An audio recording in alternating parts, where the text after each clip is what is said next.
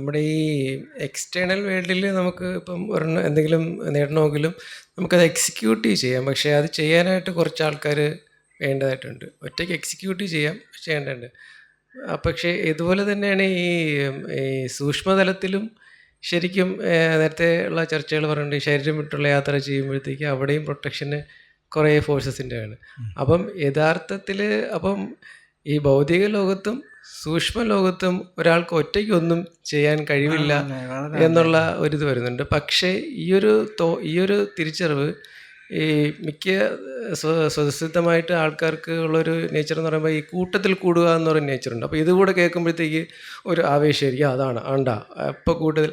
പക്ഷേ ഇത് ഈ കൂട്ടത്തിൽ കൂടുന്നവർ ഈ പറഞ്ഞ കണക്ക് ആ ഒരു വ്യതിരിക്തമായിട്ടുള്ള ആ ഒരു ഇന്നറിലേക്ക് പോകുന്നുമില്ല. അപ്പോൾ ഈ ആ ഒരു വേർതിരിവുണ്ടല്ലോ, ആ വേർതിരിവ് എവിടെയാണ് ആ വേർതിരിയപ്പെടുന്നതെന്നും എവിടെയാണ് ആ ക്രൗഡിലേക്ക് ഇൻവോൾവ് ആവേണ്ടതെന്നും എന്നതിനെക്കുറിച്ചുള്ള ഒരു ഡിസ്കഷൻ. നല്ല ഒരു നിരീക്ഷണമാണ്. കാരണം പരൻപുമാനും പ്രകൃതി സഹായൻ എന്ന് പ്രേമസംഗീതത്തിൽ ഉള്ളൂർ പറയുന്നുണ്ട്.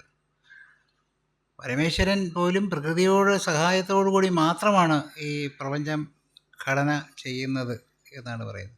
അപ്പോൾ ഒറ്റയ്ക്ക് ചെയ്യാൻ പറ്റില്ല എന്നുള്ളത്. ഈ പ്രപഞ്ചത്തിൻ്റെ ഒരു പ്രത്യേകത എന്ന് പറയുന്നത് തന്നെ പ്രാപഞ്ചികമായിരിക്കുന്ന എല്ലാം പാരസ്പര്യം കൊണ്ട് മാത്രമേ സാധിക്കുകയുള്ളൂ എന്നുള്ളതാണ്. അടിസ്ഥാനപരമായി നമ്മൾ ഒറ്റയ്ക്കായിരിക്കുകയും വേണം, എന്നാൽ കൂട്ടമില്ലാതെ ഒന്നും ചെയ്യാനൊക്കില്ല എന്നുള്ളത് അതിൻ്റെ ആ സംഗതിയാണ് ഇപ്പോൾ ജോബ്സൺ പറഞ്ഞത്. വളരെ ശരിയാണ്.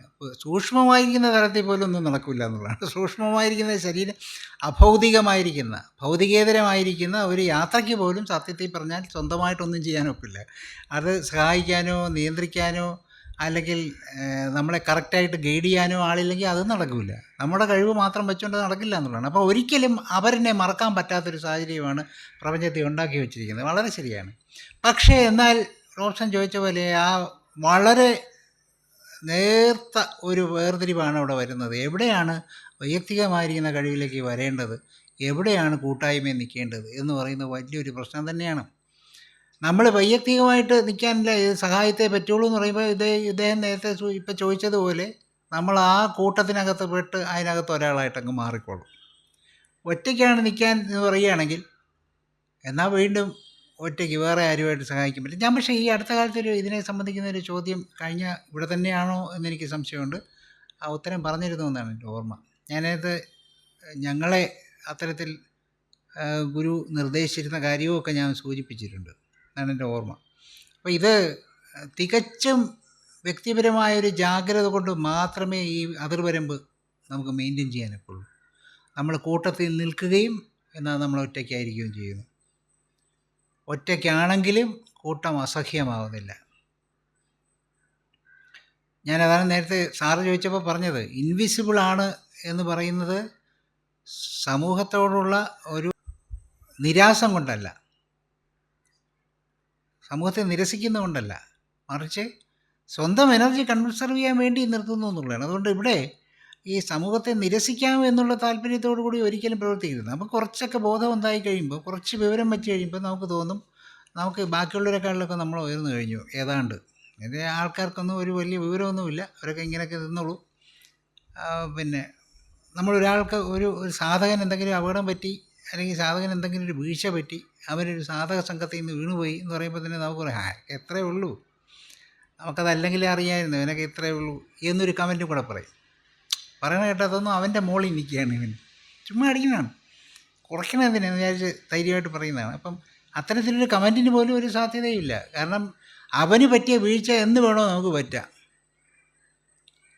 നമ്മളെ സ്വാധീനിക്കുന്ന ഒരു ഉപബോധ ഘടകം വിചാരിച്ചാൽ മതി, അടുത്ത ദിവസം അടുത്ത നിമിഷത്തിൽ നമ്മൾ വീഴുന്നു. മനസ്സിലായില്ലേ?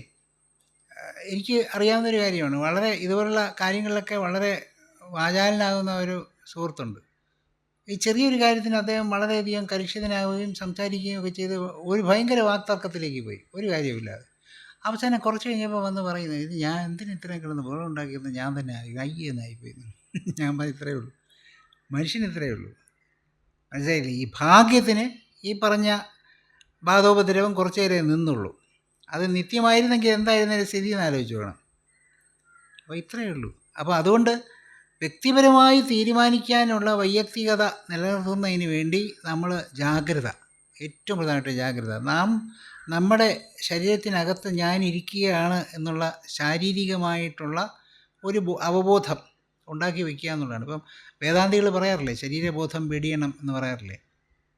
അത് ശരീരമാണ് താൻ എന്നൊരു ബോധം വെടിയാൻ വേണ്ടിയാണ്. പലപ്പോഴും തെറ്റിദ്ധരിക്കുന്നുണ്ട്. എന്നാൽ ഞാൻ ഈ ശരീരത്തിനകത്താണ് ഇരിക്കുന്നത് എന്നുള്ള ഒരു ഡൊമൈൻ, നമ്മൾ ഈ പൊസിഷനിലാണ് ഇരിക്കുന്നത് എന്നുള്ളൊരു കാര്യം മറന്നു പോവുകയാണ് ചെയ്തത്. സാർവത്രികനാണ് ഞാനെങ്കിൽ പിന്നെ ഇതൊന്നും ധർമ്മമല്ല, ഇതൊന്നും എനിക്ക് ബാധിക്കുന്നില്ല. ഞാൻ ഈ ശരീരത്തിൽ ഇരിക്കുന്നത് കൊണ്ട് കുറേ സാമൂഹ്യമായിരിക്കുന്ന ധർമ്മങ്ങൾക്കകത്ത് കൂടെ പോകേണ്ടി വരും. അവിടെയാണ് സമൂഹം പിക്ചറിലേക്ക് വരുന്നത്. ആ സമൂഹം നമ്മുടെ അവിടെ ഇപ്പം നമ്മൾ സമൂഹത്തിനകത്ത് പ്രവർത്തിക്കേണ്ടി സമൂഹത്തിൻ്റെ അതിർവരമ്പുകൾക്കകത്തൂടെയൊക്കെ പോവുകയൊക്കെ ചെയ്യേണ്ടി വരും. അത് നമുക്ക് ഇഷ്ടപ്പെടണമെന്നില്ല, പക്ഷെ നമ്മൾ അതിൽ കൂടെ പോയേ ഒക്കുള്ളൂ. അതാണ്. ഇപ്പോൾ ശ്രീരാമൻ ധർമ്മം അനുഷ്ഠിക്കാൻ വേണ്ടി എന്തെല്ലാം കാണിച്ചു ആലോചിച്ച് നോക്കൂ. സ്വന്തം സീതയോട് എന്തെങ്കിലും വൈരാഗ്യം ഉള്ളതുകൊണ്ടോ കാട്ടിൽ പോയപ്പോൾ ശൂർപ്പണയെ കണ്ട് ഓർമ്മിച്ചത് കൊണ്ടോ ഒന്നും അല്ല സീതയെ ഉപേക്ഷിക്കേണ്ടി വരുന്നത്. കാരണം സാമൂഹികമായിട്ട് സമൂഹം പറയുന്നതിനനുസരിച്ച് ജീവിക്കേണ്ടി വരിക എന്നൊരു ധർമ്മം അവിടെ അദ്ദേഹത്തിന് വ്യക്തിപരമായ ഇഷ്ടങ്ങളെക്കാൾ കൂടുതൽ സാമൂഹ്യമായിരിക്കുന്നതോ അല്ലെങ്കിൽ രാജാവെന്നൊരു ധർമ്മമോ അദ്ദേഹം പ്രിഫർ ചെയ്തു. അത് നല്ലതാണോ ചീത്തയാണോ എന്നുള്ള ഓരോരുത്തർക്ക് തീരുമാനിക്കാം. അവിടെ അദ്ദേഹം അത് ഉപേക്ഷിക്കാൻ തയ്യാറാകുന്നു. അവിടെ അപ്പോൾ പ്രിഫറൻസ് വരുന്നത് സമൂഹത്തിനാണ്. അപ്പോൾ ഇത്തരത്തിൽ വ്യക്തിയെ മറന്നുകൊണ്ട് സമൂഹത്തിന് വേണ്ടി ജീവിക്കേണ്ട സാഹചര്യങ്ങൾ എപ്പോഴും ഉന്നതരായിരിക്കുന്ന ആൾക്കാർക്ക് വരാറുണ്ട്. പിന്നീട് അതേ സമൂഹം തന്നെ അവരെ ശിക്ഷിക്കും. നമ്മുടെ നേതാക്കന്മാരെ പലരെ എടുത്തു നോക്കിയാൽ അറിയാം, അവർ വളർത്തിക്കൊണ്ടുവന്ന പ്രസ്ഥാനം അവരെ തിരിഞ്ഞു കടിക്കുന്ന സാഹചര്യങ്ങൾ ഉണ്ടായിട്ടുണ്ട്. അങ്ങനെയുള്ള പലരും അവസാനം ഡിമെൻഷ്യയൊക്കെ ബാധിച്ച് വളരെ ദുഃഖിതരായിരിക്കുന്ന സാഹചര്യത്തിൽ മരിച്ചു പോയിട്ടുണ്ട്. ഒരുപാട് പേര് മലയാളത്തിൽ തന്നെ, ദൂരെയൊന്നും പോകേണ്ട കാര്യമില്ല. അപ്പോൾ അവിടെയൊക്കെ സംഭവിച്ചെന്താണ്, ഒരു പ്രസ്ഥാനത്തിന് വേണ്ടി ഇങ്ങനെ അരയും തലയും മുറുക്കി ഇങ്ങനെ നടന്നുകൊണ്ടിരിക്കുകയായിരുന്നു. ഒരു സുപ്രഭാതത്തിൽ അവർക്ക് വന്നിരിക്കുന്ന ഒരു വീഴ്ച വന്നപ്പോൾ സമൂഹം തന്നെ അവരെ തള്ളി പറയും, ആ പ്രസ്ഥാനം തന്നെ തള്ളി പറയും. പ്രസ്ഥാനത്തിന് ഇയാളെ എല്ലാ വിധത്തിലും പിന്നെ താരാട്ടിക്കൊണ്ടിരിക്കണം എന്നൊരു നിർബന്ധമൊന്നും പ്രസ്ഥാനത്തിനില്ല. പ്രസ്ഥാനം മുന്നോട്ട് പോകും. ഞാൻ മുമ്പും പറഞ്ഞിട്ടുള്ള പ്രസ്ഥാനത്തിന് വൈയക്തികമായിരിക്കുന്ന ഭാവം വേറെയുണ്ട്. The movement has different entity other than the persons constituting the movement. അത് പ്രത്യേകം ശ്രദ്ധിച്ചുകൊണ്ടൊരു വിഷയമാണ്. ബ്രഹ്മസമാജം എന്നൊരു സ്ഥാപനം ഉണ്ടെന്ന് വെച്ചോളൂ, ഉണ്ടായിരുന്നു. ബ്രഹ്മസമാജം സ്ഥാപിക്കുന്നത് രാജാറാം മോഹൻ റോയ് ആയിരിക്കും, അല്ലെങ്കിൽ അത് കൂടെയുള്ളവരൊക്കെ കൂടെ ചേർന്നായിരിക്കും. പക്ഷേ ബ്രഹ്മസമാജം സ്വയം ഒരു ഐഡൻറ്റിറ്റിയിലേക്ക് വളരുന്നുണ്ട്. നമ്മുടെ നിയമപരമായിട്ട് പറയുന്നത് കോർപ്പറേറ്റ് എൻറ്റിറ്റി എന്ന് അതിനെ വിളിക്കും. It is A corporate entity. അതിനൊരു പ്രത്യേക വ്യക്തിയുടെ ഒരു പിന്നെ പവറാണ് കൊടുക്കുന്നത്, നിയമം കൊടുക്കുന്നത്. വാസ്തവത്തിൽ spiritually also it has a different entity than the people constituting that organisation. ആ സംഘടന ഉണ്ടാക്കുന്നവരിൽ നിന്ന് വ്യത്യസ്തമായിട്ട് ഇപ്പോൾ രാജാറാം മോഹൻ റോയിയെ ഇതിനകത്ത് നിർത്തണോ വേണ്ടോ എന്നുള്ളത് കുറേ കഴിയുമ്പോൾ ആര് തീരുമാനിക്കും? ഈ ബ്രഹ്മസമാജം തീരുമാനിക്കും. ഇത് നിങ്ങൾക്ക് മനസ്സിലാവാത്തൊരു കാര്യമാണ്. ഏത് പ്രസ്ഥാനം എടുത്ത് നോക്കിയുള്ളൂ, പ്രസ്ഥാനത്തിന് പിന്നെ പ്രസ്ഥാനത്തിൻ്റെ വളർച്ചയല്ലാതെ വേറെ ഒന്നുമില്ല. ഈ മരങ്ങളും വൃക്ഷങ്ങളും എങ്ങനെ വംശവർദ്ധനവിന് വേണ്ടി പാടുപെട്ട് ജീവിച്ചുകൊണ്ടിരിക്കുന്നത്, അവർക്ക് അത് മാത്രമേ നോക്കേണ്ട കാര്യമുള്ളൂ. കാക്കയ്ക്ക് കാക്കയുടെ വംശവർദ്ധന, ആൽമരത്തിൻ്റെ വംശവർദ്ധന, വേറെ ഒന്നും നോക്കേണ്ട കാര്യം. വേറെ ഏതെങ്കിലും മരങ്ങൾക്ക് ഞങ്ങൾ ഭീഷണിയാവുന്നുണ്ടോ, അതൊന്നും അവർ നോക്കുകയില്ല. അങ്ങനെ തന്നെയുള്ള ഒരു പ്രാകൃതികമായിരിക്കുന്ന, അതായത് സംസ്കൃതമല്ലാത്ത ഒരു മാനസിക വളർച്ചയാണ് ഈ പ്രസ്ഥാനങ്ങൾക്കുള്ളത്. അതുകൊണ്ട് ഈ പ്രസ്ഥാനങ്ങൾ എന്ത് ചെയ്യും? ഈ ആരാണോ അതിന് ബീജാപാപം ചെയ്ത് വളർത്തിക്കൊണ്ടുവരുന്ന പാലൂട്ടി വളർത്തുന്ന അവർക്കിട്ട് തന്നെ ആദ്യം കൊത്തും. ഇത് പ്രകൃതിയുടെ നിയമമാണ്, പ്രകൃതിയുടെ നിയമം. കാരണം എന്താണെന്ന് വെച്ചാൽ ഇതിൻ്റെ ഊർജ്ജം, ഇത് തുടങ്ങുമ്പോൾ ഉള്ള ഊർജ്ജം, ഇത് എന്തുകൊണ്ടാണെന്നും കൂടെ പറയാം. ഞാനിത് മുമ്പ് പറഞ്ഞിട്ടുണ്ട്. എന്തുകൊണ്ടാണെന്ന് പറഞ്ഞാൽ, ഇപ്പോൾ റോബ്സൺ ഒരു പ്രസ്ഥാനം തുടങ്ങുമ്പോൾ റോബ്സൻ്റെ വളരെ ഭാവനകളും വികസിതമായിരിക്കുന്ന സ്വപ്നമാണ് അവിടുത്തെ കാര്യം. കുറച്ച് കഴിയുമ്പോൾ ജീവിതം കൊണ്ട് ഈ സ്വപ്നങ്ങളെല്ലാം മുറിവേറ്റു തുടങ്ങും. ഇതിൽ പലതും പ്രാക്ടിക്കലല്ല, പ്രായോഗികമല്ല എന്ന് ആര് ബോധ്യപ്പെട്ടു തുടങ്ങും? അദ്ദേഹത്തിന് ബോധ്യപ്പെടും, ഈ സ്ഥാപകന് ബോധ്യപ്പെട്ടു തുടങ്ങും. പക്ഷേ ഈ ചിന്ത ആർക്ക് നല്ലതല്ല? പ്രസ്ഥാനത്തിൻ്റെ വളർച്ചയ്ക്ക് നല്ലതല്ല. പ്രസ്ഥാനം ഈ സ്വപ്നം കൊണ്ടുകൊണ്ട് തുടങ്ങിയിരിക്കുന്നതാണ്. സ്വപ്നം മാത്രമേ പ്രസ്ഥാനത്തിൻ്റെ ജീനുകളിലുള്ളൂ, വേറെ ഒന്നും പ്രസ്ഥാനം ആലോചിക്കില്ല. അപ്പോൾ പ്രസ്ഥാനം വിചാരിക്കും ഇയാളെ ഇനി വച്ചുകൊണ്ടിരുന്നാൽ ശരിയാകില്ല. അത് പ്രസ്ഥാനം തീരുമാനിക്കും. നിങ്ങളത് വിശ്വസിച്ചാലും ശരി, ഇല്ലെങ്കിലും ശരി, ഏത് പ്രസ്ഥാനം എടുത്ത് നോക്കിക്കൊള്ളൂ. അത് അതിൻ്റേതായൊരു പ്രത്യേക ഒരു വാർദ്ധക്യം ബാധിക്കുന്ന ഒരു വ്യക്തിയെ പതുക്കെ പ്രസ്ഥാനം ചവിട്ടി തള്ളിക്കൊണ്ട് യുവാക്കളെ കൊണ്ടുവരും.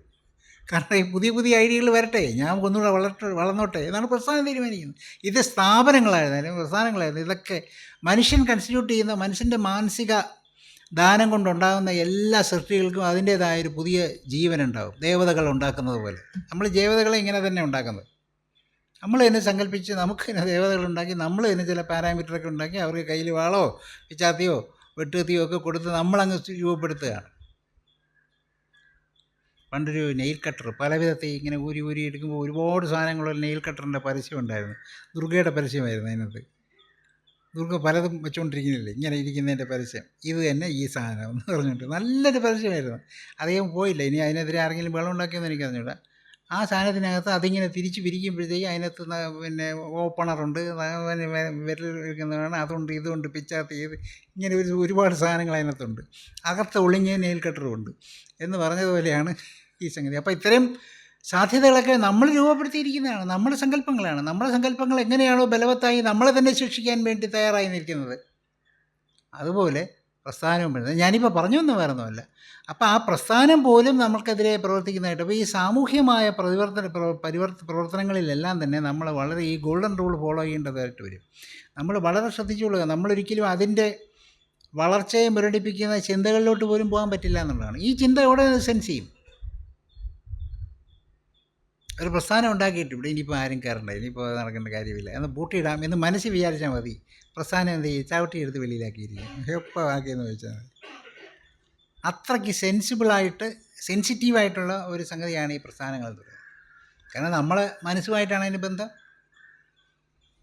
അപ്പോൾ എന്ന് പറഞ്ഞതുപോലെ വൈയക്തികമായിരിക്കുന്ന രീതിയിലുള്ള പ്രവർത്തനങ്ങൾ സാമൂഹ്യമായിട്ട് കൊണ്ടുപോകുമ്പോൾ, ഈ കൂട്ടത്തിലേക്ക് പോകുമ്പോൾ ജാഗ്രതയാണ് ഏറ്റവും പ്രധാനപ്പെട്ട കാര്യം. ജാഗ്രത എന്ന് പറയുന്നത് ഞാൻ ആരാണ്, ഈ ശരീരത്തിലിരിക്കുന്ന ഞാൻ എന്താണ് എന്ന് ബോധവാനായിരുന്നാൽ മാത്രമേ റോബ്സൺ ഉദ്ദേശിച്ച ഒരു തിരിച്ചറിവിലൂടെ അതിൽ കൊണ്ടുപോകാൻ. ഇല്ലെങ്കിൽ എന്തായാലും മാനുഷികമായിരിക്കുന്ന പതിവനുസരിച്ച് പ്രകൃതിയുടേതായ ഇടപെടലുകൾക്കകത്ത് വീണു പോവുകയും ഒന്നീ സമൂഹത്തിൻ്റെ വശത്തേക്ക് ഒലിച്ചു പോകും, ഇല്ലെങ്കിൽ സമൂഹത്തിൽ നിന്ന് മാറി നിൽക്കുകയും സമൂഹം നമ്മളെ ഓട്ടിക്കുകയും ചെയ്യും. രണ്ടിലേതെങ്കിലും സംഭവിക്കും.